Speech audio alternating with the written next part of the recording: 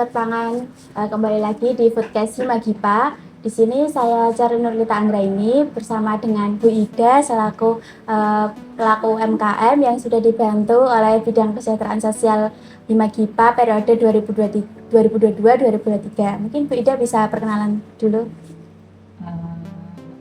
Terima kasih atas waktunya. Saya atas nama Ibu Ida Kumaida. Alamat saya di RT 04 RW 13 Kelurahan Puroyoso, Kecamatan Ngalian, Semarang. Di sini saya selaku koordinator untuk kampung tematik Sikuner. Jadi Sikuner itu Silandak Kuliner. Mungkin bisa dijelaskan Ibu sebagai pelaku UMKM, awalnya Bu Ida merintis usaha produknya itu bagaimana? Di awal-awal itu pada tahun 2019 2020 itu kan masa pandemi. Yeah. Masa pandemi itu kan banyak ibu-ibu yang dirumahkan, tidak ada kegiatan. Setelah pandemi itu otomatis kan perekonomian keluarga itu banyak yang tidak kondusif. Yeah. Ya. Jadi perekonomiannya itu di bawah gitu. Dengan adanya itu kita selaku warga ya, perwakilan dari ibu-ibu PKK RT 04 mengadakan pelatihan untuk pembuatan keripik. Jadi macam-macam keripik. Di sini ada beberapa macam keripik yang diajarkan untuk bikin di rumahnya Bapak RT. Jadi bikin keripik-keripik untuk dipasarkan. Jadi dimodali cara bikin, semua diajari semua, dipasarkan untuk meningkatkan perekonomian ibu-ibu di RT 04. Oh ya, mungkin Bu Ida produknya sendiri itu apa kalau dari Bu Idanya sendiri? Kalau saya sendiri produknya itu keripik pare. Keripik pare.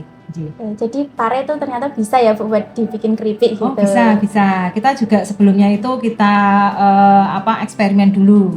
Jadi enggak langsung kita bikin jadi enggak. Jadi melalui proses dari mulai awal-awal itu sempat jadi tapi dengan berjalannya waktu semua itu perlu belajar. Jadi tidak yang namanya usaha sekali jadi itu enggak ada. Jadi kita berproses jadi sampai sekarang. Mungkin Bu Ida bisa menjelaskan tahapan-tahapan waktu bikin keripik parenya dari mulai persiapan bahannya itu apa saja, terus proses produksinya itu gimana gitu.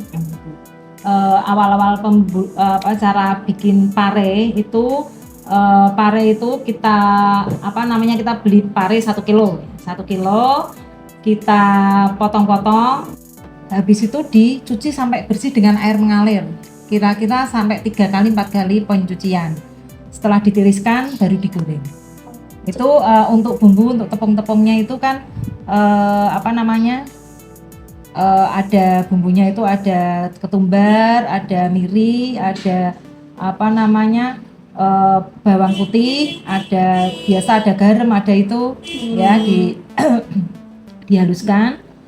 Tepungnya itu tepung beras putih ya, itu setengah kilo, aturannya itu setengah kilo, telurnya 1 sama dikasih santan instan itu 1 aja, ya itu baru digoreng.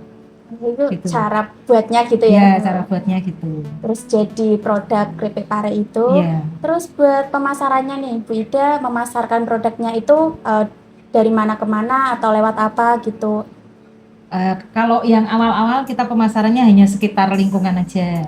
Jadi ya lingkungan di sini melalui grup-grup di grup PKK, di grup UMKM Puroyoso gitu. Jadi menerima pesanan-pesanan seperti itu. Juga ada bazar setiap sebulan 2 kali, minggu pertama dan minggu ketiga di lapangan Sikuner RT 04 RW 13 Puroyoso. Oh gitu, jadi ya masih di lingkungan sini gitu ya? Ya lingkungan sini, belum sampai ke luar.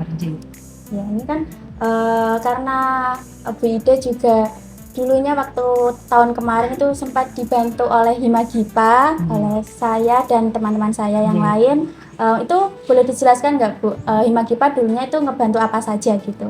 Kalau Himagipa itu justru membantu sekali karena kita mulai dari kita belum punya NIB ya, NIB. kita belum punya NIB, dibantu punya NIB, dibantu untuk PIRT, dan juga dibantu halal, dan cara pengemasannya itu sekarang kita semakin bagus karena dari awalnya kita hanya memakai kemasan yang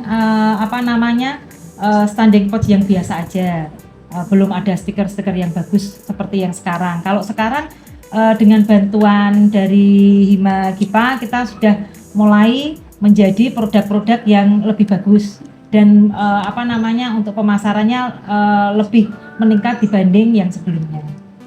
Mungkin ada yang lain Bu, kayak misal apa yang belum diselesaikan oleh Hima Gipa gitu. Mungkin dari Hima Gipa itu kan awalnya mau melakukan proses pemasaran gitu. Mungkin kalau dari pemasarannya sendiri Hima Gipa kan masih belum yang awalnya mau dimasukkan ke pusat oleh-oleh, tapi ya memang belum jadi gitu, masih banyak prosedur yang harus dikembangkan lagi gitu. Mungkin itu akan jadi PR buat Hima Gipa juga gitu. Terus saran-saran Ibu buat masyarakat umum yang ingin membuat produk gitu, yang ingin melaksanakan usaha UMKM gitu, ada saran-sarannya enggak Bu? Ada. Kalau dari saya pribadi untuk menyarankan untuk yang mempunyai UMKM atau di lingkungan misalkan di RW apa-apa di lingkungan sekitar RT itu sebaiknya itu dimulai dari yang terkecil dulu. Jadi dari mulai RT RW itu saling mendukung. Perputaran cuma satu RT satu RW itu juga sudah bisa membantu. Sudah membantu UMKM di lingkungan setempat. Jadi misalkan ada arisan, ada apa-apa, kita bisa pesan dari RT lain nanti pesan dari kita. Jadi perputaran satu RW gitu, itu sudah menjadikan UMKM itu bisa perputarannya itu bisa menjadi membantu untuk perekonomian di lingkungan setempat. Oh, gitu. Nah itu teman-teman yang ingin melakukan, yang ingin merintis usaha gitu dari kecil, sudah dikasih tips sama Bu Ida, mungkin bisa diterapkan buat teman-teman yang ingin merintis usaha. Mungkin cukup ya Bu, itu saja yang saya tanyakan ke Ibu. Terima kasih sudah berkenan untuk diwawancarai Hima Gipa. Nantikan podcast Hima Gipa di podcast selanjutnya.